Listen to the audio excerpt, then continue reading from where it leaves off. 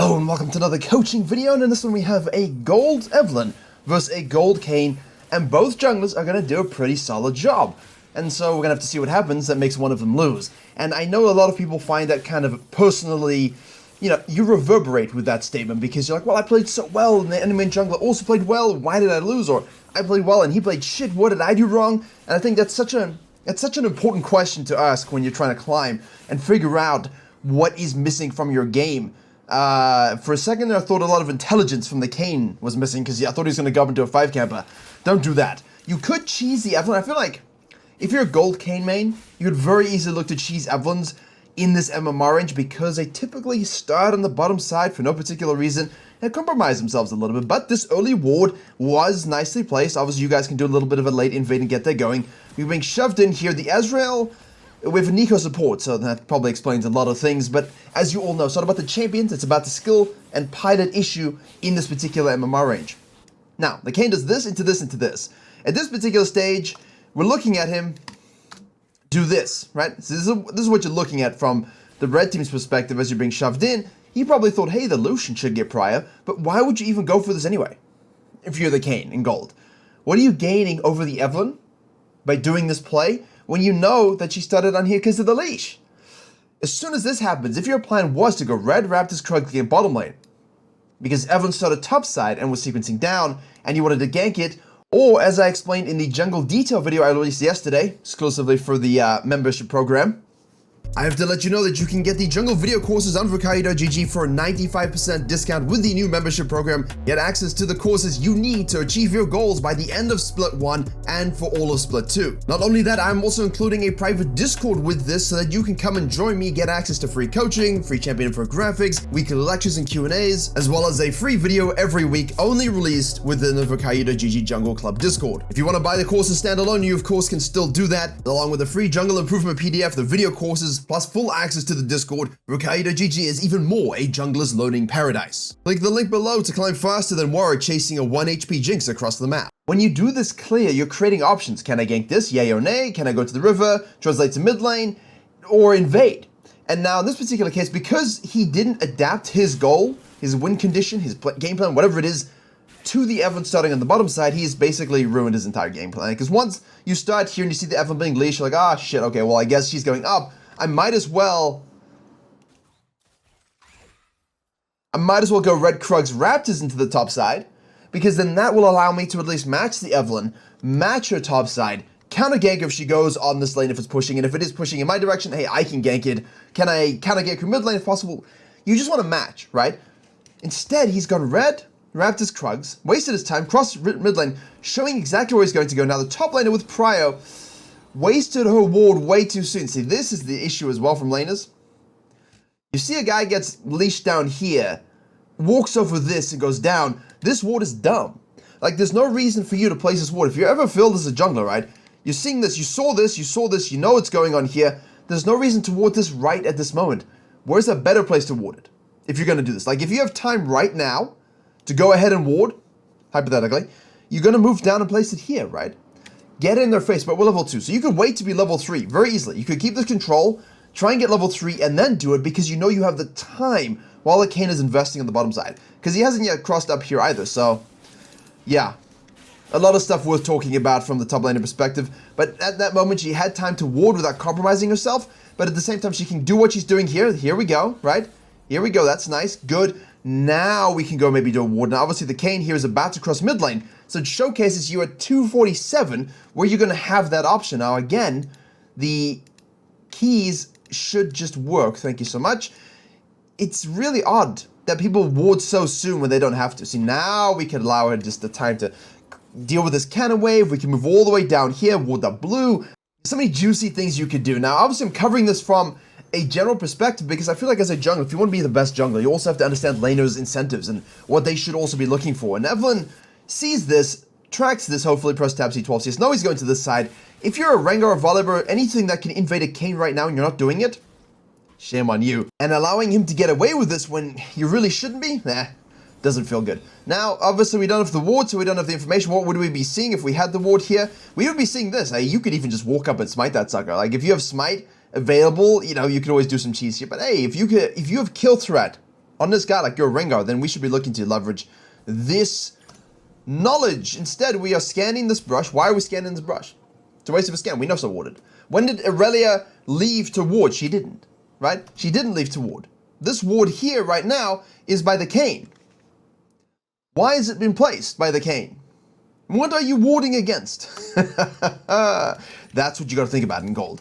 Like, we are thinking obviously about jungle denial and focusing on, you know, how do we shut down the enemy jungler while matching what we actually want to accomplish in the game. We're going to flash in here for that full rotation on the Evelynn charm. I like that too. She flashes too soon, before the W is fully charged. So Evelynn's like, oh, I guess I'll flash in, hit my Q, get the bonus damage. Ideally, that's always the plan. We know the Kayn's going to be down here. We have mid lane.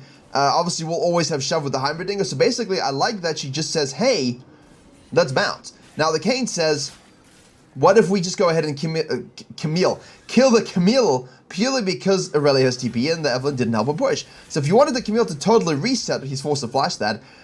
Weird. I kind of like the idea of just shoving this, forcing the TP. Camille can go back to base. I know it's not always agreed, but the Camille had first blood, has 1100 gold in pocket. Forcing the TP from the Irelia here. We're not going to contest the Scuttle Crab, shove it. Everyone goes back to base. You go deal with this one, deal with bot lane, deal with mid lane, counter jungle a little bit if he stays top lane. Look for the next step already, because you won this phase. So I think that jungle denial aspect from the gold perspective, yes. Yes, you need to really focus on that. We talk about it in the jungle course to get to platinum all the time, right? We talk about it in my discords all the time when people are in gold. They say, what do I need to do to get to platinum? Jungle denial of their game plan, of their champion, of their rotations, of their pathing, of their ganks, of everything, right? You're elevating your ability to play the jungle and affect lanes and get fed through farm and ganks, and we're adding this huge component. And once you refine all of those things into a beautiful soup of jungle goodness, you'll be platinum. And hit the microphone, but you'll be platinum. And after that, once you figure out how to do it consistently with better mechanics and better ad hoc decision making, you'll be diamond. And that's kind of the stretch of what we're looking to get here. Now, the Kayn decides to stay out, and this is where it's a little interesting for me as well, because we know at this particular stage here, sorry to go back so much, we see the guy here with 24 CS, and if they do 24 CS, and they're level 3, all right, then you know they didn't do a full clear and they took the scuttle. Now, at this particular stage, he is level 4, okay, but he's level 4, why? What happened that made him level 4? Think about it. Right? He gets it right here. Where would he have gotten that extra experience? There he's level 4. He should not be level 4 right now. He got it when he crossed mid lane. So that's huge experience knowledge, because when you see this now, as an Evelynn, you see, oh, the guy's 24 CS, he's level 4. Great. We know he 99% took that Scuttle Crab and didn't finish his clear. We also see him going all the way back down into his jungle. You know he got bonus experience from here. Now, this is definitely not easy to kind of always obsess over and see in game, but I feel like it's something that I would push myself to get better at, because that would mean I can go down and take this Scuttle Crab quickly, because I know the Kayn's either going back to base to spend his gold, limited gold because he ain't got an assist, or he's going back to his Gromp and then going back to base, or he's going back to his Gromp and then staying out. And because we know that they do that at this particular stage, especially when they get nothing, like, oh, I don't have enough for the Dirk. What should I do? And then they stay out for camps just to get enough for a serrated Dirk instead of going for long swords and using that to get more than just a serrated Dirk. But hey, it do be that way. See, we could have snacked this away already. We could move back into our jungle here. We could have a control ward if possible. Probably should have a control ward. Slap that sucker here if you're afraid of invades. No need to. I think we can put it somewhere else. Bottom lane is probably just take this kite up and keep farming up until you get 6. Gank this lane again. Boom, you will be 6. Reset, go down bottom lane, execute them righteously, and then go do a dragon if you like. Or if dragon's not on the cards because your bottom lane are dodos, hey, who cares? Do your blue side quadrant, go back to base, and go straight into the herald. Do you follow? That's the extrapolation of what I would like to achieve in my mind. And if that's what's going through my mind, right, all the variables that occur in-game will then adjust that plan accordingly, right? They will change what I'm looking to do from that baseline so that I can deny the Kayn, so that I can get a lane fed, so that I can do something else that's better for the game plan. But that's in my mind, like the baseline template for what I want to accomplish. Now the guy shows a bottom lane here, all of a sudden with 36 CS, so for the mathematicians in the group, I know you understand this. For the rest of you, we had 24, right? And then we did this and we have 28, and then 32, 36. Alright, good, got it. So if you're tracking this and you press tab, your jungle denial calculations need to go from, right, I see him gank this. He took bottom scuttle, he took top scuttle 99%. That's the only way you get to 36 is if you do a full clear double scuttle, right? Because you're gonna have 28, 32, and then you also do a camp you've already done, which we know is Raptors because we have the timer on that. You following me? Yeah. So typically, you know, in certain contexts, we'll slow things down a lot more. But obviously for YouTube here, I'm trying to get as much information in as possible. So just replay the section if you're struggling with that general concept of what we just did. But I do have on the main channel an ultimate jungle tracking guide. So you can just go to the main channel, type in jungle tracking. You get a whole bunch of videos that will really focus on what I just said. But from the Evelynn's perspective, if we see him leave from this, and we know he's done the second raptor spawn already, where's he going? To the Krugs. So what does that allow me to do in terms of my own game plan? Hey, I have freebie topside. Maybe I can go steal some camps because I know he's going to go back to base. Now, at this particular stage, you know the guy is definitely going back to base after doing the Krug, so he's going to come up for these wolves. So we're basically priming ourselves to go quickly. And the Kayn isn't even thinking about it. See, the alarm bells in my head are going, I show bottom lane. If they press tab, I haven't bought yet. They're going to know exactly what I've done. If I do the Krugs and go back to base, I'll get my Dirk, I'll get a Tier, I'll get another Longsword, I'll get a Control Wood. I am rich! I can go to the top side. But Evelynn might try and counter jungle me first. Right. Because you have a huge advantage here. So he wasn't thinking that the Evelynn would try and do this. Jungle denial. Got to think about the enemy jungler. And this is a silver residual thing, right? If you want to get to platinum, this cannot happen. You don't want to have two junglers walking by each other unless it's you making a savant level move. And in the case of the Evelynn, she's making a solid move, but a risky one, which we said, you want to be careful the Kayn doesn't show up, you know, and he walks right by. So he would have run into you there, and the Heimer would have rotated. And that's obviously the downside of not making this cut as soon as he shows. Because once he makes his cut as soon as he shows, you can do something about it. Now we're late to the party, and Heimerdinger is going to move. We're going to be forced to try and live, but I'm not sure if it's going to be possible. No, it's not. So there, right there, huge thing we talked about yesterday, okay? The Zac jungle game, where good things were happening for him in the early game. And the enemy jungler would do something, and instead of immediately saying, oh, cool, I can take your stuff outside in rule, he would finish his full clear first, then go for it. And because he didn't go for it first, it gave time for the enemy jungler to show up and get the kill. And that's exactly what happened here. If you see the enemy jungler down on the bottom side, and you know they did red, raptors, Krugs, wolves, again, do your timers in your head. At what time will those camps respawn? Right? 417-ish. 435 to 445-ish. 5 minutes, just under 5 minutes, maybe 5:05, maybe 5:10. That range of time is so important for you to understand, because if you know that it's going to be up and you're the Evelynn and you're here, don't go for your Krugs, man. If you see the guy down here going for his Krugs, while he does his Krugs and goes back to base according to what you think he's going to do, go and steal his go and steal his wolves, his Nefiris, because you know that it's 4:55, they've just respawned, I'll be able to take them, he's going to come out of base, and he's going to notice they're gone. When you finish it, and that's the outside in rule, right? That's the outside in rule. The outermost thing I can do before the enemy jungler shows up. Now, if I go and do my own stuff while he's somewhere else, and then I go do this stuff, and he can show up, now we're fisting, now we're fighting, now we're dancing. Now we're, you know, dancing all day, as FPS Doug would say. Except we didn't, because we have huge item deficit, we don't have prior, we get collapsed on and killed. Because he didn't use the outside in rule. So ultimately, I guess the early game is all about, hey, how well do you use the outside in rule and gold for jungle denial? Through good jungle tracking. That's a good title. We'll run with that. And now out of base, because we die, we're going to go to the top side here. We get seen on the ward. Why are we trying to gank here at level 5? Screw it. Once you die there, tragedy. You're just going to go straight up and you're going to focus on farm for level 6. You're focusing on level 6. Kayn 2, what are we doing? What are we doing? What are we doing? So, you could just go do Krugs and get 6. Like, why are you doing stuff when your experience bar is basically, you know, I can't say what I'm going to say, but one very small thing from being level 6. You know, a guy with that kind of weapon. So you can see here, the Evelynn has left her respawn Krug, should be level 7 or so by now. She's going to be going down to the wolves and to the Gromp and the blue. She knows the Kayn is going to be down here. He's level 6. He's like, what can I do? He's going to go adventuring without his bottom lane being present, which is always a bit risky. But at the same time, we know that the Evelynn's going to be here. The plan was hit. Does he try something? Warded. Prior from mid lane. Waffling. Time wasting. Inefficient. Filthy. Nah.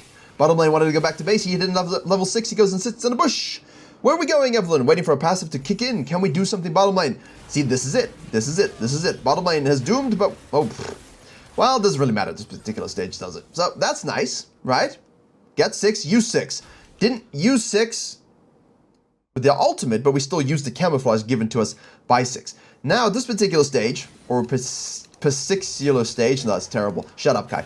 Anyway, we're going to go to the mid lane here and then use our ultimate onto the Heimerdinger, which is great. There we go. See, this is what I'm talking about, right? We're going to go bottom lane, use our camouflage to get the kill. Didn't need to use our ult. Cool, let's go mid lane. Nothing on the blue side to do. No point doing the dragon because nobody's up and available. We'll force the flasher, move closer, use the untargeted ability, back into the lane. Can we shove this out very, very quickly for our Orianna? No, no shove. But the Kayn decided on this particular day to say, hey, Evelynn's bottom lane free herald. Outside in rule enacted for free stuff. Takes it. Kevin's like, oh, of course he's gone for that. I should bottom lane. But the Evelynn didn't think about what the Kayn could do or the jungle denial. And the Kayn says, well, I know where you are because you showed up. She's forced to flash now, has no R, but she is healing up as her passive triggers in. He's going to get that auto attack, which is great. He W's and dies. Now, if you're an orb gaining Thanos level Kayn main, you will say to me in the comments, worth. And you will paste a Thanos meme, which says, what did it cost to get form? Everything. And it was worth it. And that's paraphrasing, obviously, but that's essentially what we're looking to do here. It was definitely worth it. We want to be Shadow Assassin, because Evelynn, free kills. Luciano, Nico, free kills. Orianna, free kills. And we can be kited... Electrocute Orianna, not Phase Rush? Okay, well, we can be kited a little less, but still a lot. So, Evelynn is now 222 and has 4,100 gold. Kayn has 4,300 gold and is 2-on-1 with his mythic completed. The top laners kill each other, and Evelynn again is now going to show up here, and you're asking the question, why is Evelynn showing up here? It's a valuable question. Why is Kayn going bottom side? It's a valuable question. I don't know exactly what their game modes are at this particular stage, but the Kayn could say, hey, hey, hey, I took the Herald, Dragon's the objective on the map, all my camps are respawning, no point going to the top side, RNG Scuttle, who cares? I can just go straight to the bottom lane, snowball my Ezra a little bit because he's hard losing here. Maybe I can normalize this wave and lane. Why not both? And the Evelynn could be here, but I'm going to go in first and see what we can do. Now, the downside obviously is that. Nico does this, and now we don't have our ultimate to go in. So, you're looking at me and saying, but I thought you said going bottom lane is a good idea. Well, yes, bottom lane ganks are a good idea, but you have to be strong enough to win. So, would you, as a Kayn, in a lane that's losing, go this way, right? Specifically because it's warded as well. Not necessarily, right? There's no reason for you to go to this wide angle. You know that this lane, with a huge lead, is going to go all in. 3-0-1, Nico's hit 6, she probably became a minion. You could just be sitting next to this Clash banner, ready to counter gank it. And again, I am not adverse to people making these decisions. You don't want to results base it and say, look, you died in the game, it was a terrible decision. No. In the moment, you could say, look, I think I can actually handle this. I can get some more blue orbs. We can counter gank this and get the kill. We have some 6s. Let's try something, right? If you don't think you can get this kill, then don't go for it. Then just don't. Then go kill the Evelynn again. Go do some jungle denial. Like, go take this and sequence all the way down, wait for your ult to be up, and then gank bottom lane when you have the ult again. That's a better play. If you think you can make this play without your ult, do it. Test it. You're in gold. You don't know the outcome of these things unless you try them. And again, a lot of these plays are just going to be bad. So can you do something about it? And that's always what we want to ask. But the Kayn is not here for this gank and comes late to it and dies purely because he takes a long angle of approach. They're easily able, as a bottom lane here, to kill one, to focus another, and then to kill the third. There's no combined effort by all three to throw off the Lucian in any capacity. Evelynn, in the meantime, again, if we see the Kayn and we're tracking his CS throughout, I'm not going to keep doing the tracking thing, but you got to keep tracking it every time you show up, and you know there's an outside-in Scuttle Crab here, you know you could take all this shit, why aren't we? Why are we farming all our stuff like a silver jungler and ignoring counter jungling, ignoring objectives, ignoring playing around our ultimate spike? Because obviously it is going to be available here. Come on, there we go. It is available, but we could be using it in the mid lane maybe, while this guy's still out. He does have stopwatch, but could we burn it? It's a worthy burn. Because he's not going to rush his Zhonya's, right? If we can burn this right now with our ultimate while Kayn is dead, whoo, juicy fresh. Now instead, she just does a full sequence down and says, hey, I guess I better go ahead and do this dragon. She, of course, can get away with these things, but what's interesting is she was scanning, which in theory denies the vision and also showed herself on it. So, oh, right, where'd the vision go? Who took my vision? Blue team in gold.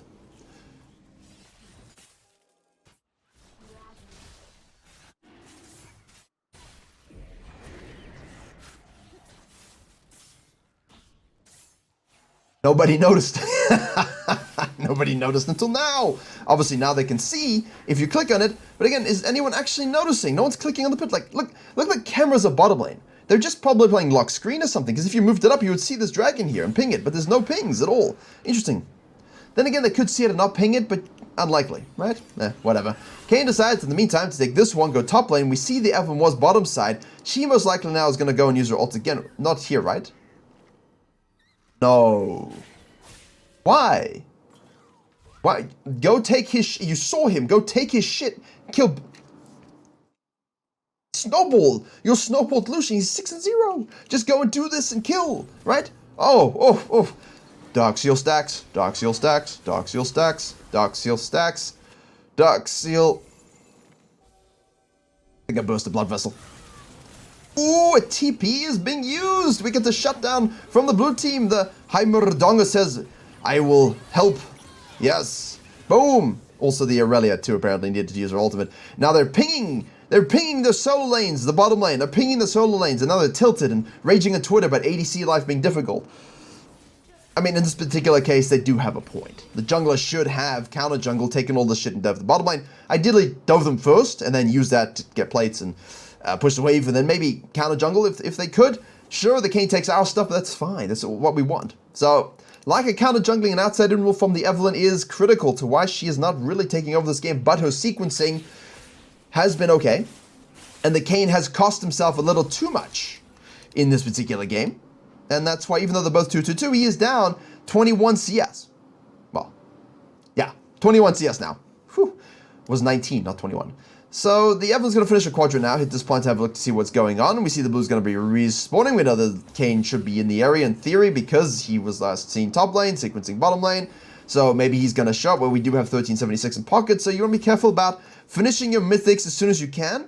But we know Aurelia has no TP and no ult, so I think we can probably use the Ignite plus ult from the Camille to get this absolutely free juicy kill. We don't need to ult, but we do. And now the Kayn is going to be like, ah, shit, man, that sucks. So again, nice playing her on the ult. Showing too much when she doesn't need to. Yeah, definitely, but we take it.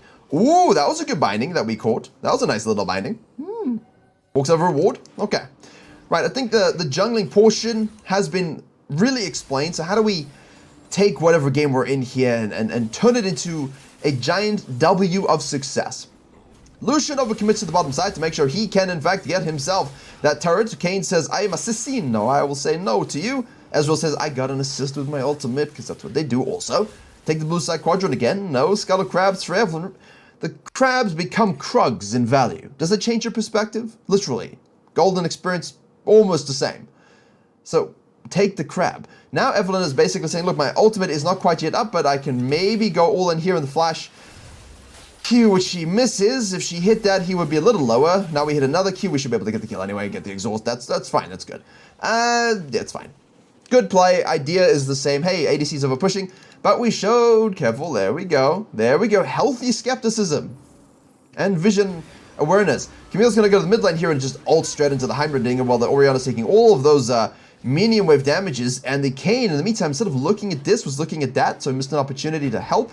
And, you know, red team gets a W as well. So now we're doing a bit of the swoop method, yeah?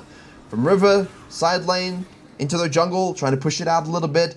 Luciano has taken the turret finally, so he'll try and move. We're dodging the Ball of Destiny. Ezreal's ult hits nothing. And she is low. Here comes Lucian to control. We have now our ultimate available. We don't need to farm as much at this particular stage. We can definitely use the question mark of our invisibility to make some picks. Much like Kayn will with his E, Rengar will with his R. Always looking to get ahead in League and in life using Evelynn gameplay. Now, they realize on a very weird journey at this particular stage. Again, we do have an ultimate. Use it to clean it up. Thematically, that was good. but cinematically, I would have preferred ulting into the Raptor Pit because you know you want to go straight to it next. Like, just smooth, nonchalant use of the ultimate, you know what I mean? Yeah. Evelynn mains will know. Because even though this is going to be up very shortly, you know, can we take this and this before we reset and get to this? Or should I take this and then go back to base and go straight to the dragon? Should we rotate directly there with 1680? I'm not a huge fan of that. To be honest with you, we are getting away with it, it looks like, but I don't think we should be. I think we should ult just taking this sucker here. Okay, go back to base, spend our cash money gold, get a beautiful, needlessly large rod, itch there. You know, start to build into your death cap and things like that. I mean, huge when you don't have your ult and you might have a skirmish over this dragon. Again, emphasis on might, depends on what the enemy team's doing. But yeah, always try to be your strongest self, gold spending wise, if you you know, have a lead and you kind of want to position yourself to win that fight. You know, it doesn't make sense to go to these next, you make a pick, you go to the next possible fight, and you have 2k in pocket. It's pointless. If you have time to go back to base and spend on something huge that could really help you win that next fight, that's what wins you the game, right? That's what wins you the game because you're able to say, well, we just made the pick, I got a whole bunch more gold to go back to base. The gold is now spent, it's realized, so that gold lead very much is 3k, and then this is an easy win. You make an easy meal of this fight, hey, second herald, push these waves out, and the game just snowballs. All because of a good back timer. Now, it doesn't really exist in this game purely because there was no contest, but hopefully it makes sense. Because now we're sitting on a lot of gold. Pushing this out is the support by herself. Aurelia is now rotating as well because of the deficit she has to the Camille, thanks to the Evelynn. Lucian is holding this. Orianna has died. We weren't paying attention, who cares? And now Kayn is a big question mark. Is Kayn gonna swoop on my ass? Is Kayn gonna swoop on my ass? Where is Kayn? And that's the big question. Shall we find out? The answer is not doing any of it, unfortunately. Little too safe. I feel like if you got that much split push for a Kayn, you should be looking to do it. Evelynn's now shadowing, sees the Kayn come up. We're going for the counter gank here. Orianna as well. They go all in thinking it's a 2v2, but Evelynn is right here. And yeah, you know what? There you go. Duskblade proc, ult in, go into the turret away from the walls. You don't want him to exactly get it. Oh, that's fine. I'm okay with that. If you're an Evelynn, you're fine with that. Now you got the Heimerdinger. Where do you go? Respawn base, who cares? You're looking on the map, you see no Heimer, like, okay, that's fine. Bottom lane's mid lane, that's the most important thing. And ult is up again. So, if Heimer, see, the problem is Heimer has not wasted a stopwatch. I really would have wanted to burn that early. I think. Would have been absolutely huge to burn that, such that the guy can't afford to go Leandries into death cap. He's just sitting on this really terrible broken stopwatch with no utility. And he might be forced in his mind to go for the Zhonya's early. They don't always have to, but they do. You know what I mean? Gives you a nice mental edge knowing that you could kill him at any moment because he has no stopwatch. And you better buy the Zhonya's. And if he doesn't, you just keep trying to kill him as best you can. And this is where, as an Evelynn, a Banshee's Veil is pretty damn big. Purely because the Morgana could hold her Q as soon as you go in. The Heimer will just face stun you if you show up at the wrong moment. Don't have Flash, don't have Ult, don't have Rocket Belt, so on. So, I mean, the Banshee's Veil could be pretty good in this particular game. Also for the Kayn, right? Just absorb W's for max range. Like, it does a lot. Now we get hit and seen. Kind of floating a little bit here. Alright. Quite a patient game though, isn't it? Aren't you a little bit impressed? Thought it'd be way more fiesta, but it's actually not. It's quite relaxed. It's quite relaxed. Plan hit down here. Yeah, nothing happening. Let's jump forward to the dragon fight. So, yeah, okay, wait, hold up. There is stuff that happens. We do this. It really shows up. Randomly walking in the river. Level 14. Wait out her W. Nicely done. Good wait on the W. Well done. That's good. We like that. That's nice. And now that means we should get a free dragon next. 2 people in the bottom lane trying to shove out the Camille. We're going to hit this one. Kayn's like, well, I better just keep hitting it, hitting it, hitting it. Camille doesn't give it up for some particular reason, and now she's most likely going to die. Red team does move on over here. We are able to get this kill. We do have Ezreal in the bush.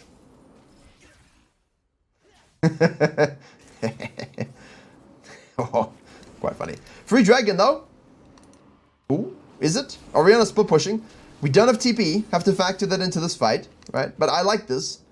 There's no reason to go for Baron at this particular stage. Kayn has no ultimate. He could try and steal it. If he does, we just kill him. Try and bide your time as best you can. Make sure you snack that, baby. There we go. Good smite. Heimerdinger shows up. Good root from the Nico. Better than yesterday's coaching. Fall back, fall back, fall back. Orianna dies as expected. It's amazing how much that happens and how it continues to happen. We obviously do not have our death cap yet. That extra amp tome is really pointless. It's kind of hurting her now, because like you're gonna go Shadow Flame, but no, death cap. Just go death cap. So now what happens is we just keep farming it up. Alright. Again, very patient game. So you're seeing, if you're a silver jungler and you know, you're watching this, look at how much more composed it can be. Isn't always, that's why they're gold, but it is more composed like this way more often than it is in silver. And if you're gold, look at what a little bit of patience can do. A little bit of as we stutter all words together like a 1989 rap album. Ah, biding our time. Hopefully we don't get picked here. The Nico is the problem. Like, I'm okay with the Evelynn. I'm okay with the Evelynn taking that crab and bouncing. Snack it, run away. You've got ult, you've got flash, you got Gus Walker, you got your camo, you got your passive. You're fine stealing and getting out. The problem is when the support follows you. So, yeah, it's always bad. So, blue team will shove this up in the mid lane. Orianna is just going to keep doing this. She does have TP now. And now we're like, okay, well, guys, I'm drawing focus. Guys, I'm going to draw focus. Guys, go do the Baron right now.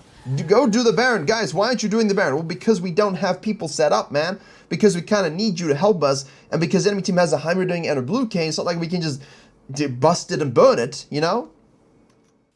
Morgana could also be there as well. It's like not exactly the huge fight numbers advantage, a numbers advantage for the fight because we're 3v3, because Nico's dead. So like Orianna is rage splitting, like the dodo she is, alright? And at this particular stage, what should you be doing? Always looking to push map pressure. Push lanes, take camps, just don't die, right? I like the idea of where she was going to push us out a little bit and then rotate back in because someone will cut off to go and take it, and now you can artificially create a numbers advantage. Nico, oh, no way, no way, no way, no way. Ah, way! Doesn't happen on the gameplay channel, happens in this channel though. Challenger, Master, and Grandmaster players miss most of the global ults we see, but in this elo, they really do nail them. Another death, now they can shove down a turret, and now instead of giving this one up, we're gonna die here as well. Just give it up, man, don't die on it. Everyone's gonna shove and try to be the hero, it seems. We do have everything we need to try and kill this person, but I don't really want to waste everything. Ugh. See what I'm saying with Banshee's Veil? You see, you go in, hits a Q, boom. Now you're out of it. Banshee's Veil absorbs that, you keep going, you get the kill. Huge, actually. Huge. Right. Normalized a little bit, didn't it? Well, because of that, they were being very composed, but they weren't pushing the map at all, and someone kept getting picked off, and that's where Evelynn loses a little bit of that pressure. Not worth. Not worth. Alright, I'm done with this. Alright, so, a minute or so. No one dies. Evelynn respawns. Let's see what we can do here. Let's see what we got. To close this game out, who is going to win? Someone's being caught out again. Can we make a good flanking position? Assassin, watch, observe. Stopwatches burn now. He will have Zhonya's coming back. Ezreal's out of position. That should be a free dead Ezreal. Boom, baby. Electrocute plus a simple combo. Orianna is rage splitting on the top side. This is obviously going to be the soul point coming up, which means they're going to be much more focused on that. And I love to give this away. No stopwatch. Oh. This is not my favorite. Tick, tick, tick, tick, or good. Tick, tick, or good. Good. So this is not my favorite order of spell usage from the Evelynn, but she did avoid stuff, and she lived, so good job. Nitty gritty. Whoa. Did she just push him back off and not die? Yes. Now, the Evelynn's going to the top side, and as I was saying, this is where I would love to go do a Baron. I will give them this dragon just for Baron. I don't want to give them in a more equal game than it used to be, which it is, of course. Well, they're ahead. I don't want to give them an Elder play. I don't want to give them an Elder play because we've already shown that we struggle to group up as a squad while the Orianna is trolling, and we're not going to have numbers for an Elder fight if it comes down to that, you know? Now, it's great we get it, but it's not exactly like the most broken dragon. However, the Zhonya is being purchased by the Heimerdinger there. Will die, okay? He'll die to that. The Evelynn is turned onto this one. Now we're in a 4v2 here because the Orianna's already dead. Now we're being chain CC to but 99% death here. Maybe not. Okay, we live a little bit. Just a little bit. Little bit of living. Yeah, so this is great, but as you see, again, we're being shoved out. Good pathing by the Camille. Does she get out here? Take your bets. Take your bets. No. Well, yeah, probably. Yeah, she got E up for days. Yeah, I like this though. Go farm. Go farm. Go farm while they're chasing her around. Go farm a little bit. There you go. Just farm a little bit. She's pretty... Well, she has 11,000 gold, so... Relatively, she's strong, but the Evelynn now has 2,000 gold extra because of the kills on Orianna, because of Camille giving her those shutdowns and sitting on turrets that she should just give up. It's costly, right? It's costly.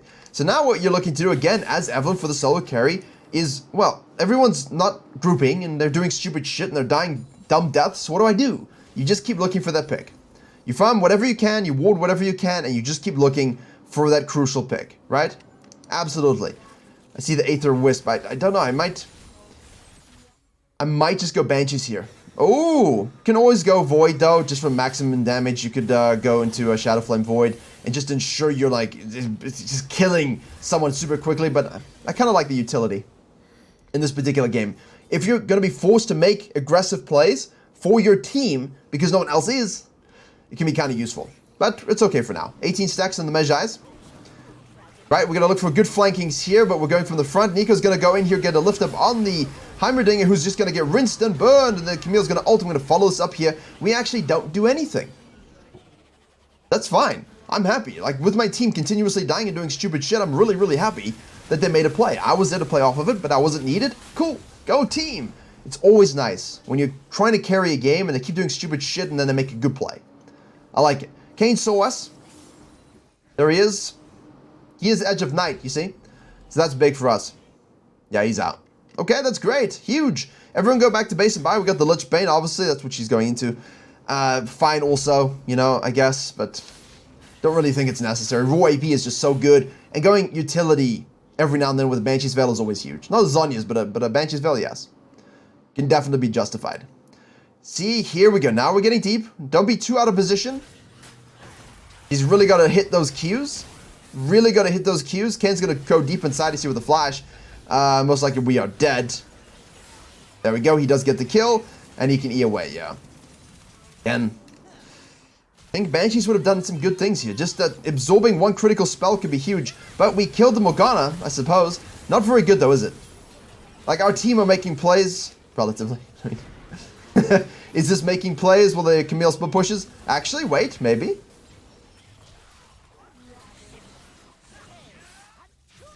No, not making plays. The Camille's making plays. So, you see there, with the pick on the Heimer was amazing. And we didn't have to do anything, and we got the Baron for it. But then that next fight, she's going so ham just to kill the Morgana. You know, you want to be able to kill the Morgana like swiping a tick off. Like, you can't actually swipe a tick off. Knocking a fly off of your arm. Like, Footsec, get out of here. You don't want to be going in, all in on a Morgana and dying for it.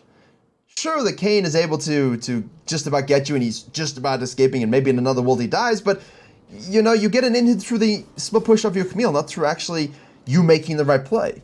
So at this point, we're definitely dropping off with that decision-making from Assassin point of views. Always look for flanks, focus priority targets. Like, if we can kill the Ezreal, good, right?